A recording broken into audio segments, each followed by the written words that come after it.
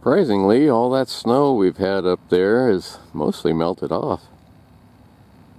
There's still patches and pieces, but it ain't deep like it was.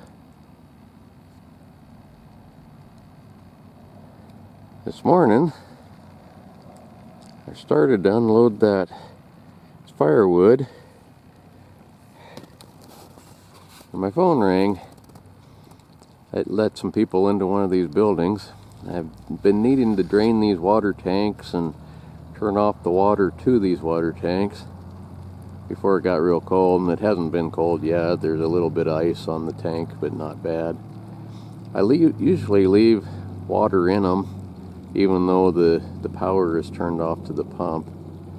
I leave some water in them until after deer and elk season's over, because there's usually some people passing through that have horses and mules and need a place to put them, and so having a little bit of water in there is a good thing.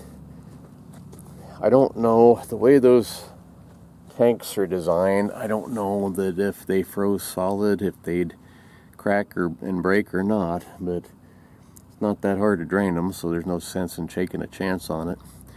I still gotta have do the main line for the irrigation pump, but it's under the ground. It can get pretty cold before I have a problem with that. So anyway, a couple of my comments this morning. I got some of this wood unloaded before my phone rang, but I've had several people ask me, well, how come you don't put it in the back of your pickup? A lot of times I do, but I got a bunch of junk in here, and firewood, you get a lot of bark and a lot of dirt and stuff that falls off, and it's just a messy thing to do. And if I'm setting out to go and cut firewood, in the spring usually is when I do it, I'll clean all this stuff out, and then it's no big deal to sweep it out. But with this junk in here, it's not worthwhile. This little trailer also dumps. I can back up to a pile and just dump it if I want to, and most of the time I don't. I like to, as I unload it, I like to split it and put it away, stack it, and then I'm done with it. I don't have to mess with it later. The other thing too is that, if I need to go to town or whatever, I can take this trailer off, leave the wood in it, take the trailer off. If I gotta go to town with the wood in the truck, I either gotta haul it with me or unload it. So it's just easier to just use the trailer. It holds enough. A quarter cord of firewood isn't really a lot, but we kind of like going up and cutting firewood. But when you turn it into a job where it's a pain in the butt and that you get really worn out and tired and sore and all that, that takes the fun out of things. And in the long run, you'll probably do it less often, because I never have to look very far to find something else to do. If it's still fun, I go more often, and I get, like I said, a quarter at a time, and next thing I know, I'm done. And I don't have to wear myself out, and it's still enjoyable. If it's not enjoyable, you don't do it. Anyway, as long as I got part of a load here, I may as well top it off. I still got a little bit here, and then this stuff over here. Some of this is going to be probably too long to fit in that little wood stove, but the one in the saloon, it will fit. And then there's another stove too that I know it will fit into. Some of this is really long stuff. This was odds and ends that people, cut out of the middle of the road and that kind of thing. And some of this is cut like 3 feet long, and it's good for outdoor fire pit. Or I could take the chainsaw and cut it up a little smaller so it will fit in the stove. But anyhow, what a pretty day. It's blue sky, no wind. Kind of funny, over the mountains over there, that cloud is brown. That's smoke. No forest fires right now, but I bet they have a prescribed burn someplace.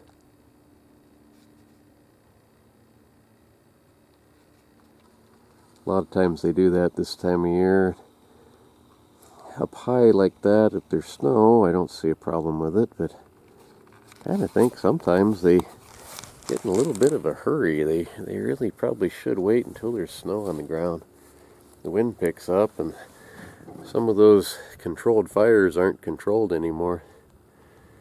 Anyway, we still got everything's out of this house. We've still got a little bit of stuff kicking around here and there in the yard. I gotta get moved today, and a lot of stuff over that direction. There's my trapping shed. I haven't even I haven't even looked in there yet. I'm kind of dreading it.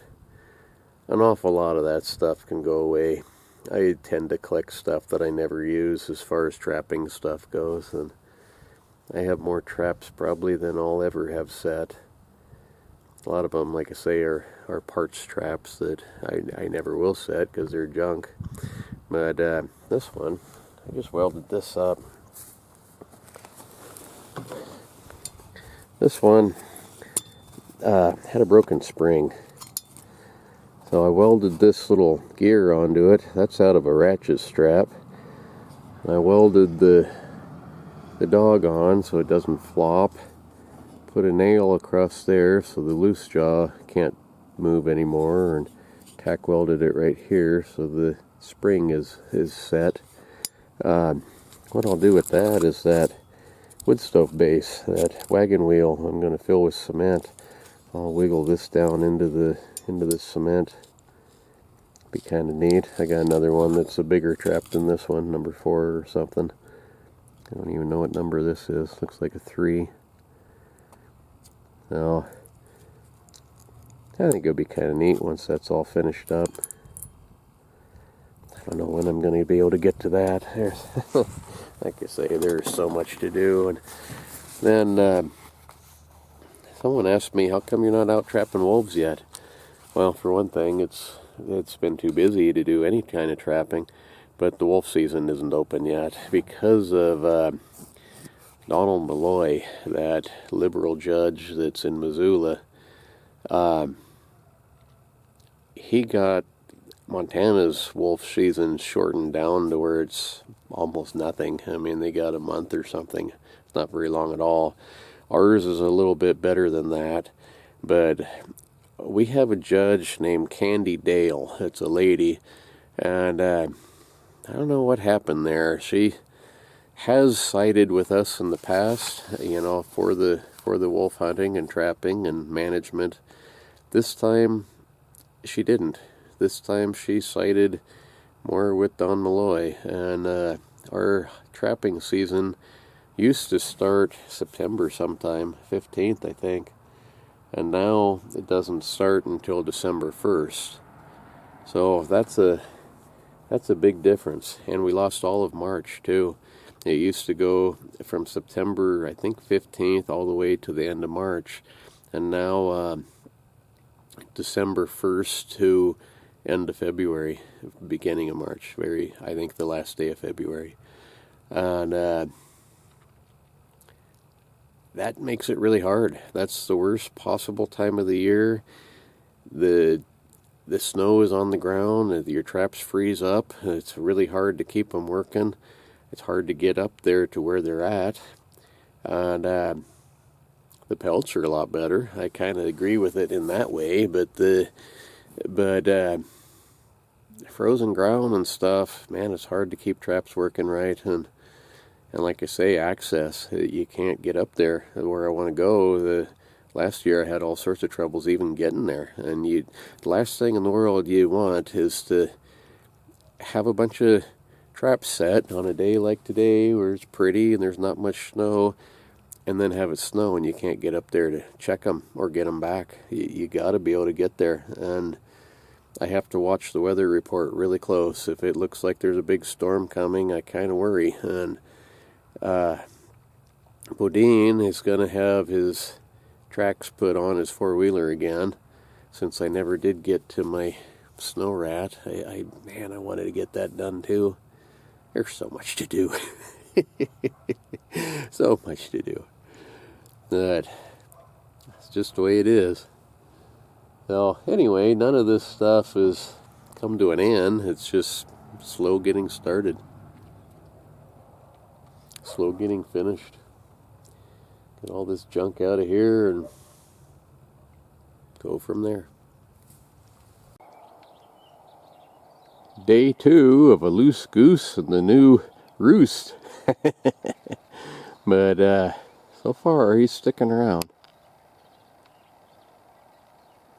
Yeah, I think he probably will. We got him as a chick, and Cindy raised him with the chickens and the turkeys and things, and I don't know that he ever knew he was a goose. I think he thinks he belongs with them.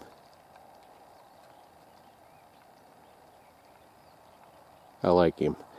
He is kind of a bully. He'll beat the heck out of Cindy's chickens. In fact, he's killed a couple of them. But he's funny. I like that goose. Cindy is not so sure she likes him. So yesterday's firewood filled up that wagon wheel stacking ring. All that whiter colored wood on top. The bottom stuff was there. That's all some of it we got. And all of the bright white stuff on the bottom. That all came from yesterday's little firewood getting expedition. The stuff on the top is darker row. That was some that I had in that fence row pile back at the fairgrounds. It's kind of funny, the bright new stuff when you first cut it is bright and white and kind of pretty, and then it weathers, turns into kind of like barnwood on the ends. But anyway, this looks like a pretty good pile. But it really isn't. I mean, I got 2 rows, not quite full 2 rows back there, 1 row on this side, and 2 rows that George had on this side, and a little bit back behind the woodshed here. So we got probably, I don't know, 3.5, 4 cords. That ain't enough by quite a bit. I think at the fairgrounds we would go through probably 4 cord, and it was a smaller place with a bigger stove. That stove burns wood a little faster, but puts out a lot of heat. There was a lot of nights you couldn't sleep under the blankets. You'd kick off everything but the sheet, if even not the sheet too, and sweat to death with the ceiling fan going in that place because it was too hot. This place, not that cold yet, and I mean, this morning was 19 degrees, yesterday was 18 degrees, and this will bring it up to about 70 downstairs. Go upstairs about 65, which is plenty warm, but what's it going to do with 20 below? I don't know if it's going to be able to keep up. I don't know. This place hopefully is well insulated. If you look at the front door and the back door, though, you can see daylight all the way around it. So the seals on that door, neither one of them are very good. So yeah, I think we're gonna have to do something there. That's more than just stuffing a towel down by the bottom. It's on the sides too. That's gonna let in quite a bit of cold air. But anyway, I don't know what time it's getting to be. It's probably 3 o'clock or so, I imagine, afternoon, and I think I'm done. So, see you folks tomorrow, and have a great day. Bye.